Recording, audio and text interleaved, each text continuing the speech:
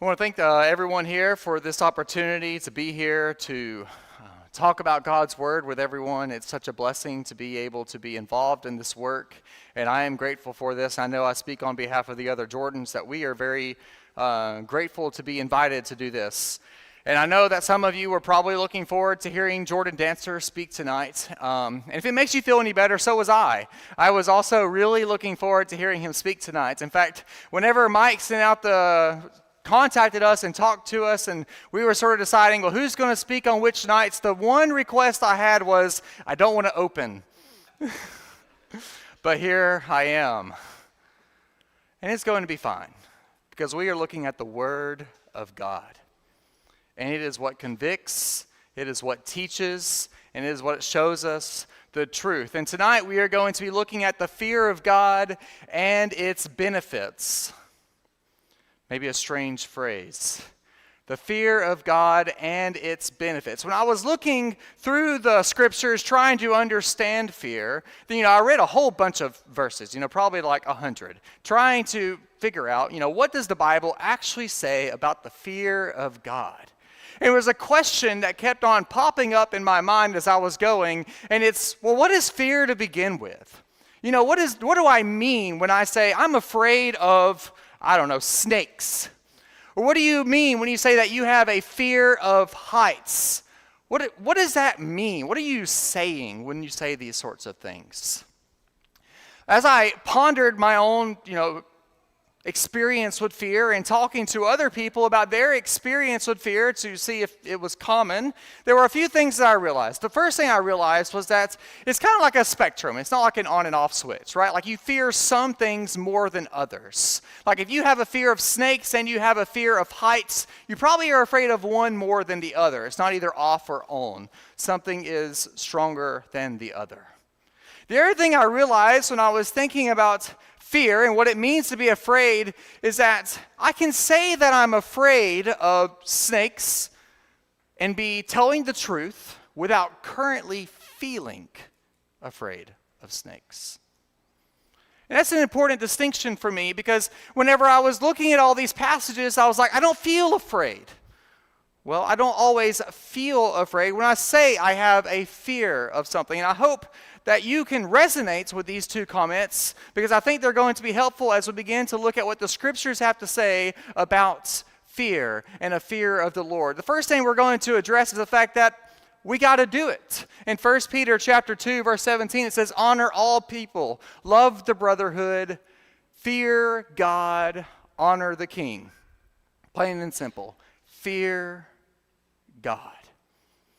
In some sense, it stops there. As long as I'm not taking it out of context, we've got to fear God. We're done, right? That's what we have to do. But we can go on and we can find more passages that speak to this effect, considering 2 Corinthians chapter 7, verse 1, where Paul says, therefore, having these promises, beloved, let's cleanse ourselves from all defilement of flesh and spirit, perfecting holiness in the fear of God.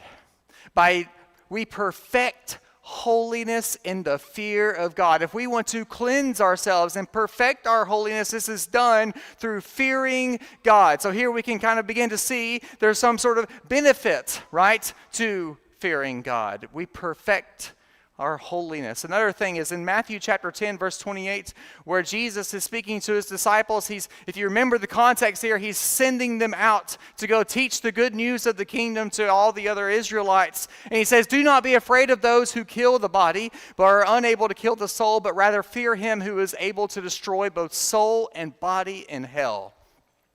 I want you to consider this passage for a moment because I think the context helps us understand a little bit deeper meaning about fear. He's sending them out, and he's telling them that people are going to want to hurt them. People are going to want to do them wrong, to damage them. And he says, don't be afraid of those who can only kill the body, but fear the one that can kill both your body and your soul, the one that can destroy both of those things. Now, one of the things that I have thought in the past, and I know a lot of people think, is that fear just means respect when you read that in the Bible. But I think this passage helps us see that it's a little bit more than that. Because Jesus isn't saying, well, don't respect those who can only kill the body. Respect him that can destroy both soul and body in hell. It's more than a respect. It's something more than that. You're not afraid of someone hurting you and that's just what you think of as respect. It's more than that. It goes beyond respect. It has something to do with the power that thing has to harm you. That is a critical thing to remember. It has power to harm. Now, there's more than just these passages that tell us to fear, that give us reason to fear God. And I want to explore a couple of those. The next one that we're going to look at is the fact that it's idolatry to fear else more than God. Anything that you fear more than God is ultimately your idol. In Psalms chapter 96, 4-9, from the reading this evening, we see this. For great is the Lord, and greatly to be praised. He is to be feared above all gods. For all the gods of the peoples are idols, but the Lord made the heavens. Splendor and majesty are before him. Strength and beauty are in his sanctuary. Ascribe to the Lord, you families of the peoples. Ascribe to the Lord glory and strength. Ascribe to the Lord the glory of his name. Bring an offering and come into his courtyards. Worship the Lord in holy attire. Tremble before him, all the earth. Tremble before him, all the earth. What is the reason that's given here? Well, first off, we see at the beginning, he's to be feared above all gods. Anything that you might idolize, he is to be feared more than that. He is set in contrast to those other things, and the reason that's given is because he actually made the heavens and the earth. Splendor and majesty are before him. To him is who we should ascribe glory and strength. We all tremble before him, and we fear him more than the gods because he is more powerful than all of the gods. He has more power and more might than any of them. And it's for this reason that we can see that to fear anything else more than God is to ultimately have an idol. Because we are inherently saying that other thing has more power than God. Another passage that resonates with this is in Jeremiah chapter 10, verses 6 and 7, where it says, There is none like you, Lord. You are great, and your name is great in might.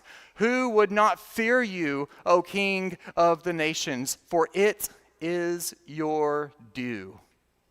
For among all the wise men of the nations and all their kingdoms, there is none like you. There is none like our God.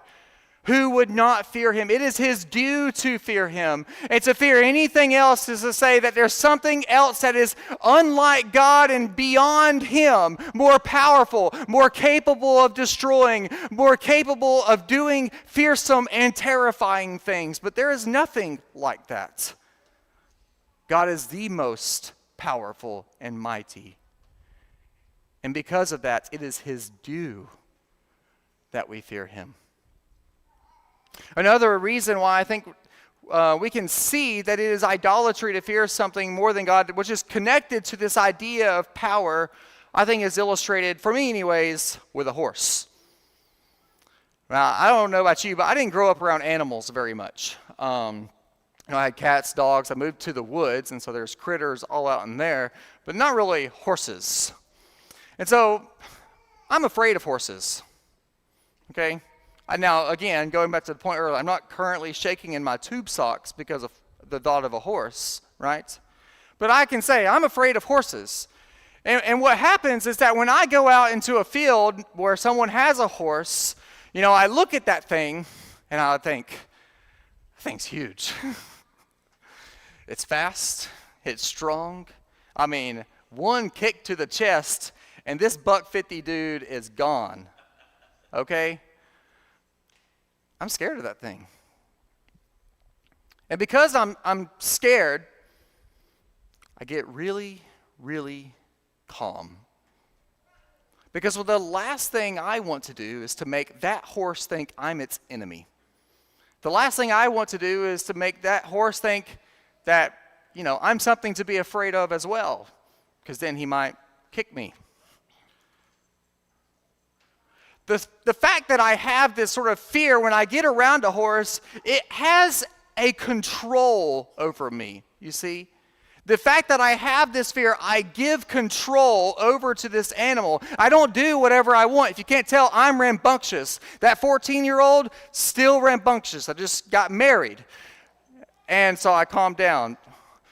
But I'm still that talkative, rambunctious, hyper person for the most part. When I get around a horse, that's constrained. That's controlled. When you are afraid of something, it has control over you. So if you fear something else more than God, you are handing over control to something else besides God. And so you must fear God more than anything else. You must, because Jesus tells his disciples to. You must, because it is idolatry to fear anything else more than God. And you should fear God because the benefits are amazing. There are benefits that come with fearing God. Now, about a year ago, I got my first, what Jesse and I call my first big boy job. And we call it that because the first job I ever got with benefits, okay? And whenever I was going around looking for jobs, I kind of came to realize that benefits are important. You know, some people will leave a job for another because the benefits are better over here, right? Whenever you're applying for jobs, people ask, well, what's the benefits package? Well, let me tell you, the benefits package that comes with fearing God exceeds any other benefits package the world has to offer. And we're going to explore that. And the first thing we're going to look at to explore that is in Exodus chapter 1. Now, just in case you don't remember, Israel, whose name used to be Jacob, had 12 sons, and they ended up in Egypt. And those 12 sons began to multiply. And as they began to grow in number, there arose a new king over Egypt who did not know Joseph. And he said to his people, behold, the people of the sons of Israel are too many and too mighty for us. Come, let us deal shrewdly with them, otherwise they will multiply. And the event of war, they will also join those who hate us, and fight against us, and depart from the land. So they appointed taskmasters over them to oppress them with hard labor. And they built for Pharaoh storage cities, Pithom and Ramses. So Pharaoh here, he sees these people and they're growing in number. And he's afraid. He's afraid. That's what's going to happen with these people who keep on multiplying. You know, these were foreigners who came into our land and now their population is increasing. So what happens if there's a war? Well, they might go join forces over here. And so what is his response to fearing these other people? He says, come, let us deal shrewdly with them. And they begin to oppress the children of Israel. But the more they oppressed them, the more they multiplied, and the more they spread out so that they dreaded the sons of Israel. The Egyptians used violence to compel the sons of Israel to labor, and they made their lives bitter with hard labor in mortar and bricks and at all kinds of labor in the field. All their labors which they violently had them perform as slaves. They oppressed them and they enslaved them. The more they oppressed them, the more they multiplied, and the more the Egyptians dreaded and were in fear of the children of Israel. And so they just doubled down and they made their lives bitter with hard labor. But it doesn't stop there. Then the king of Egypt spoke to the Hebrew midwives, one of whom was named Shiphrah and the other was named Puah. And he said, when you are helping the Hebrew women to give birth and see them upon the birth stool, if it is a son, then you shall put him to death. But if it is a daughter, then she shall live. So I want you to imagine the scene here, okay? The Pharaoh and the Egyptians, they are afraid of the Israelites greatly because they are growing in number. And so they've oppressed them, they've enslaved them, they've attacked them, and now they're seeking to kill the baby boys. And I want you to imagine for a moment that you're Shiphrah and Puah. You belong to a people group that has been beaten down. And then the person with the most power in this nation comes to you and says, kill the baby boys. I mean, this king has already shown what he is willing to do. He's enslaved, he's oppressed, he's been violent. He's convinced the rest of the people to be against you. I mean, if he comes to you, this person with so much power and clearly has no moral compass, and says, kill the baby boys, what would you be thinking? Now, I'll just be honest, I'd be scared. I mean, I'd be scared of my mind. Because I'd be thinking not just, what are they going to do to me? What are they going to do to my spouse if I disobey? What are they going to do to my family?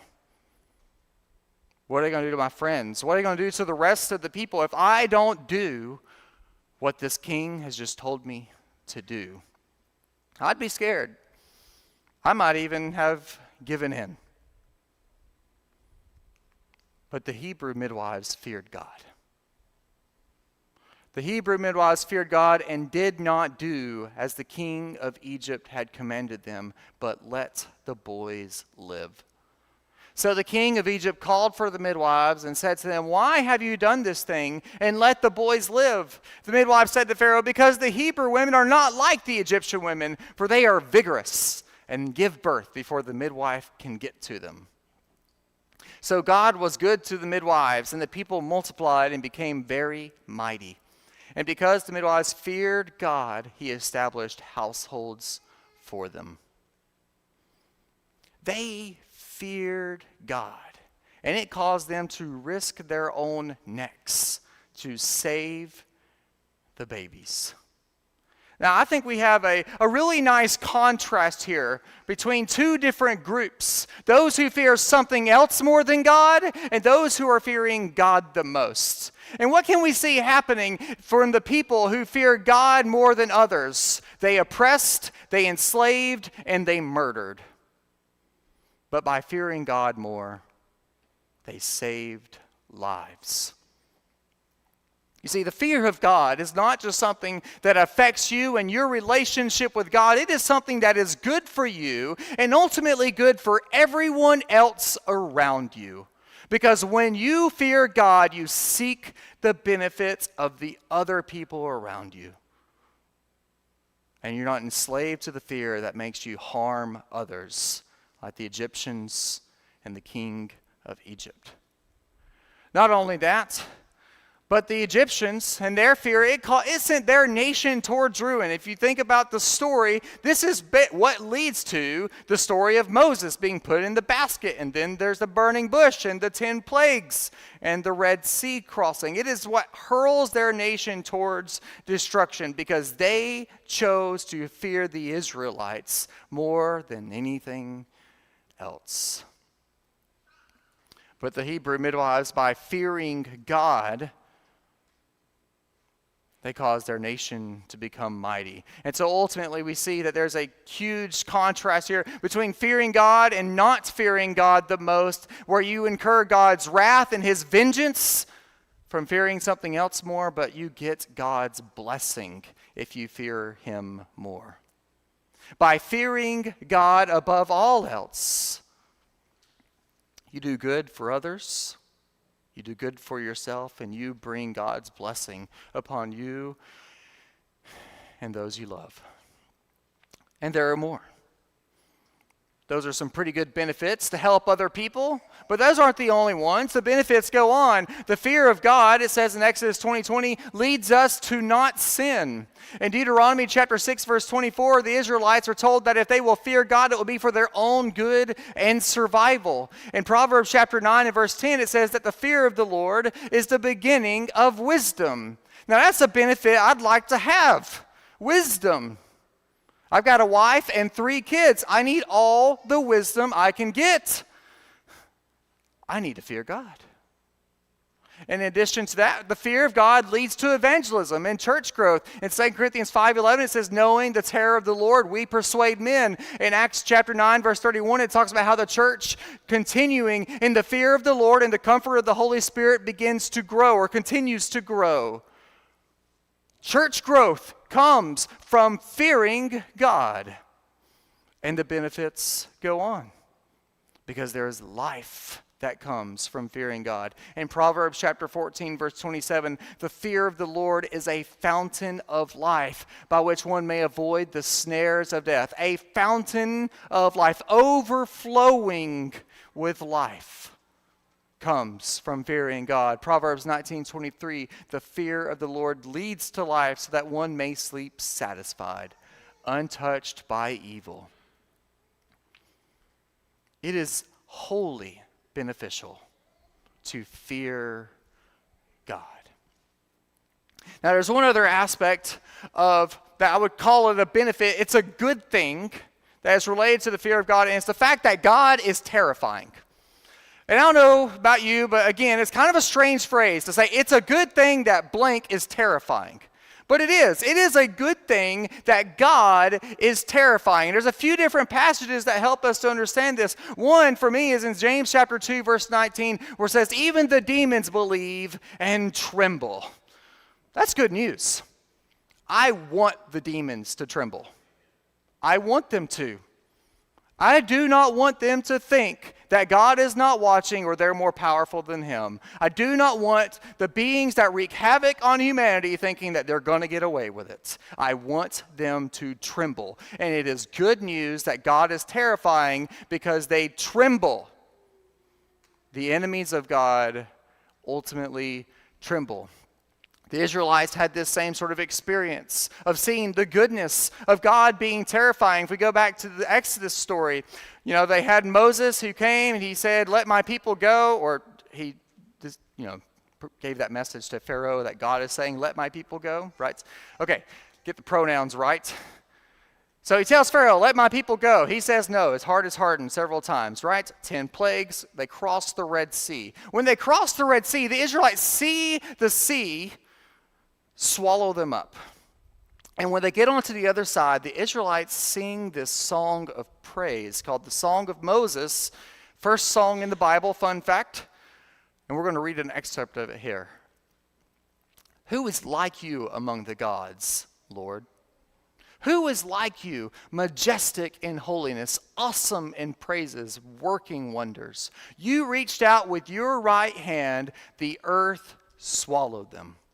In your faithfulness, you have led the people whom you have redeemed. In your strength, you have guided them to your holy habitation. The peoples have heard, they tremble. Anguish has gripped the inhabitants of Philistia. Okay, so let's notice here. They are singing a song of praise to God. Who is like you? You are majestic in holiness. You are awesome, working wonders. And part of the praise they are sending up to God is that the peoples, the nations around them, have heard of what God has done and they tremble. And it goes on to say, then the chiefs of Edom were terrified. The leaders of Moab, trembling, grips them. All the inhabitants of Canaan have despaired. Terror and dread fall upon them. By the greatness of your arm, they are motionless as stone until your people pass over, Lord.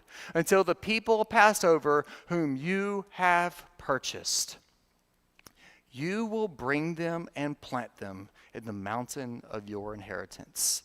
The place, Lord, which you have made as your dwelling. The sanctuary, Lord, which your hands have established.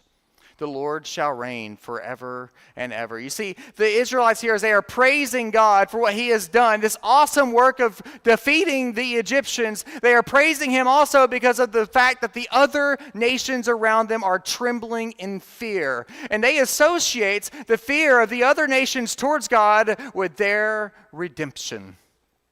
They understand that it is that God being terrifying is linked to their salvation, because them being motionless as stone from their fear is what allows them to pass over into their inheritance. And that same thing is true for us today. The fact that God is terrifying, it makes the enemies of God tremble, is linked to our salvation and the confidence that we place in God. It is the fact that God is terrifying that gives this rhetorical question of Paul's a bite. If God is for us, who can be against us? You know, when Paul says that in Romans 8, it's one of those things that's, you know, it's one of my wife's favorite verses, right? It's a verse that brings a lot of comfort, a lot of peace. We gain a lot of confidence because we look at it and we understand it to be a rhetorical question that if God is for us, there is nothing that could be against us. But this statement means nothing apart from the fact that God is the most powerful, most mighty, and most terrifying being to exist. If something else was more terrifying than God, then there would be an actual answer to the question. You know, if the devil himself was more terrifying than God, then who would be against us? The devil. That would be the answer. If it was horses, it would be horses. If it was a nation, it would be a nation. Nothing is more terrifying than God, and therefore we can say, if God is for us, who can be against us? It is because he is terrifying that we have this confidence. And we praise him for that, and we fear him because of this. We need to fear God more than anything else because we're told to, because it's idolatry, because the benefits are amazing. But what does it look like? I've been telling you over and over again, I've kind of given some hints along the way. What does it mean to have a fear of the Lord? What is going on here? I mean, how do we understand this in relation to the fact that we have grace and trust and mercy and love? I mean, isn't there a passage that says perfect love casts out fear? You know, how do I understand this? How do I understand my fear of God in light of the trust I have for God and the mercy that he shows me and the love I'm supposed to have for him? Let's address this for a moment because I think it's really helpful. It's helpful for me to try to work out the kinks whenever I'm seeing passages that are hard to align. What does it mean to fear God, especially in light of love and trust? Well, let's start with the question, are fear and love actually opposing one another? Going back to Deuteronomy chapter 10, verse 12, Moses tells the Israelites, and now Israel, what does the Lord your God require of you but to fear the Lord your God, to walk in his ways, and to love him, to serve the Lord your God with all your heart and with all your soul. Here in the same breath, Moses says, fear God and love him. Now, if they were totally contradictory, there's no way this would work, right? Like even the Israelites can say, huh? Right? So, what's going on here? Well, one answer is we are complex beings, so we can do complex things. We can fear and we can love. We can do both, even though they seem superficially contradictory. The other thing is the fact that, well, fear and love are actually pretty similar, I would say. One way that I would say that they are similar is that if you have a love of God and you have a fear of God, they both can be felt, but that doesn't mean they always are. You know, I love God, and I would readily say I love God, but I also do not walk around with this ooey-gooey feeling inside of me that I might have regularly towards my wife or towards my kids. There's a feeling, but it's mostly manifested in action. Both fear and love compel us. And so we can look at God and see what makes us fear him, and that can compel us to do things. We can look at the love of God and the love of God towards us and how we love him, and that compels us to do things. They're both very similar because they both compel us, and they both can be felt. And you don't necessarily feel them all the time. The fear of God compels us as we look at his awesome power. And we are constrained to do his bidding above all else. What about fearing and trusting? How do these relate? You know, how can we say that we fear God and we trust him? In Psalm 34, verses 4 through 9, it says, I sought the Lord and he answered me and rescued me from all my fears. They looked to him and were radiant, and their faces will never be ashamed. This wretched man cried out, and the Lord heard him and saved him out of all his troubles. The angel of the Lord encamps around those who fear him and rescues them. Taste and see that the Lord is good. How blessed is the man who takes refuge in him. Fear the Lord, you his saints, for to those who fear him there is no lack of anything. You know, if you were to go up to the psalmist here and say, you can't fear God and trust him at the same time, he would look at you and say, did you read what I just read? What I just wrote? I just talked about how he rescued me from all my fears. I just talked about how this wretched man cried out, and the Lord heard him. I just talked about how the angel of the Lord encamps, surrounds, protects those who fear him. The fear of the Lord is not detached from a trust in God. They are associated. They go hand in hand. For to those who fear him, there is no lack of anything. The more you fear him, the more you can trust him.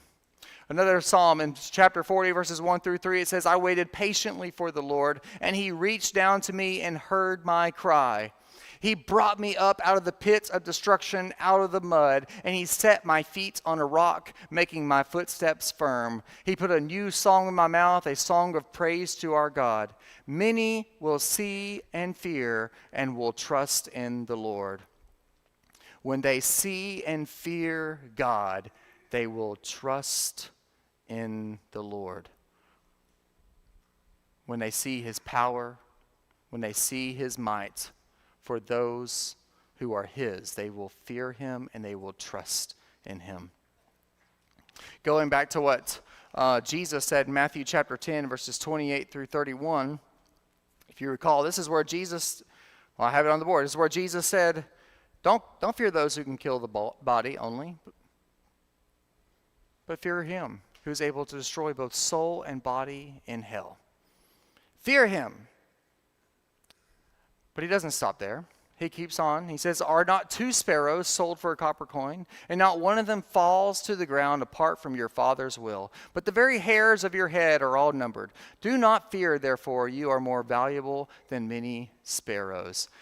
Right after saying that God should be feared more than any of these other people, he goes on to say, you don't have to be afraid of this other stuff. You don't have to be afraid of these other people who could harm you or could hurt you. Fear God. Do not fear. You are more valuable than many sparrows. A fear of God causes us to trust in him because we know that he is for us if we commit ourselves to him.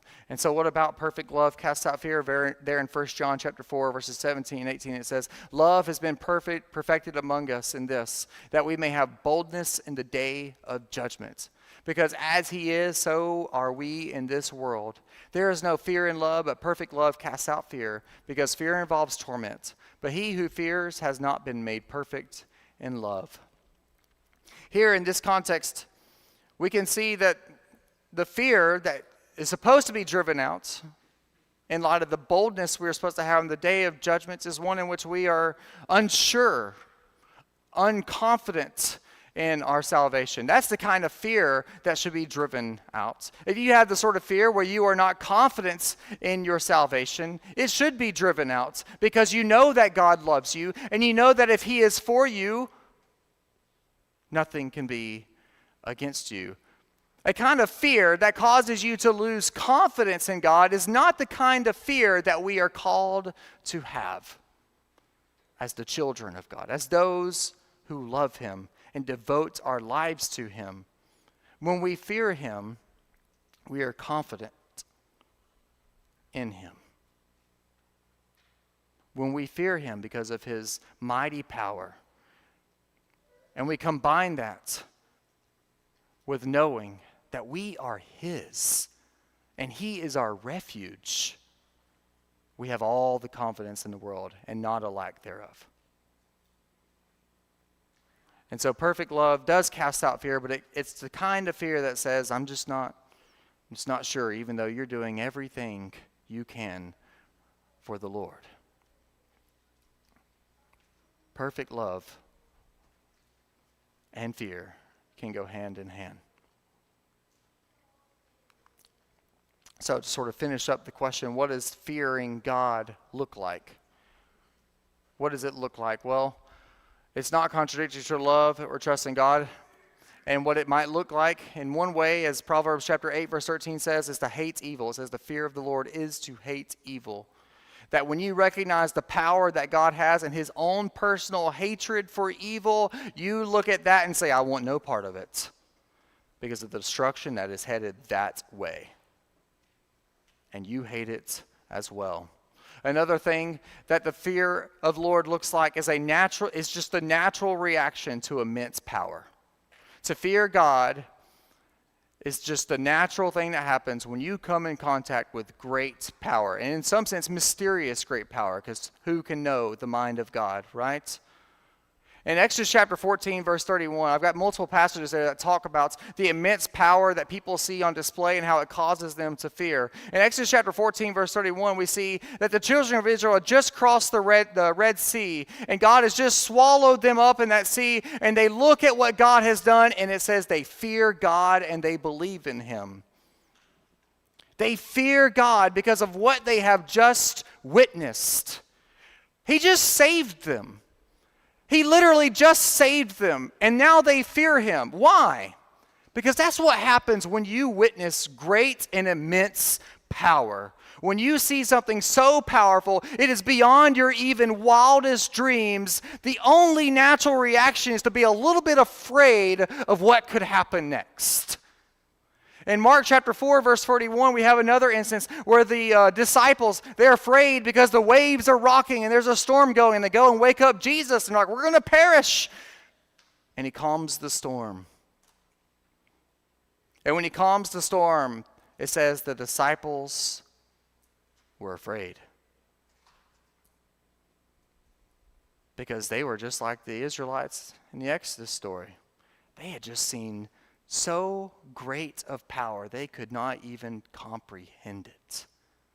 And when we come in contact with immense power, the natural reaction is fear. And if it's hard for you to think, well, how in the world do I fear God? I think there's an answer for you right here. Contemplate, ponder, and meditate upon the mighty and powerful and fearsome abilities of our God. Just think about it.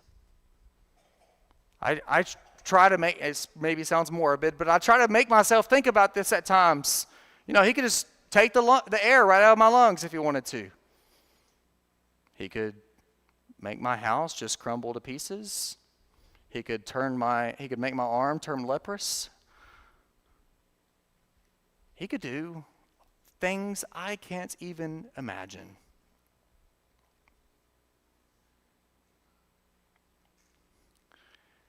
And that makes me go, I don't want to cross this guy. Like with the horse, I don't want to spook him. I don't want him to consider me his enemy. Let's consider this picture of Isaiah chapter 27, 2-5 as we close. This picture that we see of God and His protective spirit, it really puts on display the fear of the Lord in my mind. I hope it will do the same for you. A vineyard of beauty, sing of it. I, the Lord, am its keeper. I water it every moment, so that no one will damage it. I guard it night and day. I have no wrath. Should someone give me briars and thorns in battle, then I would step on them, and I would burn them completely. Or let him rely on my protection. Let him make peace with me. Let him make peace with me. This is the mighty power of our God. He's not sitting around worried about who's going to come after Him. If someone comes after Him in His vineyard, His people, He would step on them and burn them completely. There's no competition. It's nothing. But what He would much rather do, what He would much rather this person do is rely on Him to make peace with Him. And this displays the love and the fear of God, that He loves us, but He is fearsome and terrifying. And the last thing that you want to do is be the one to be stepped on and burned completely.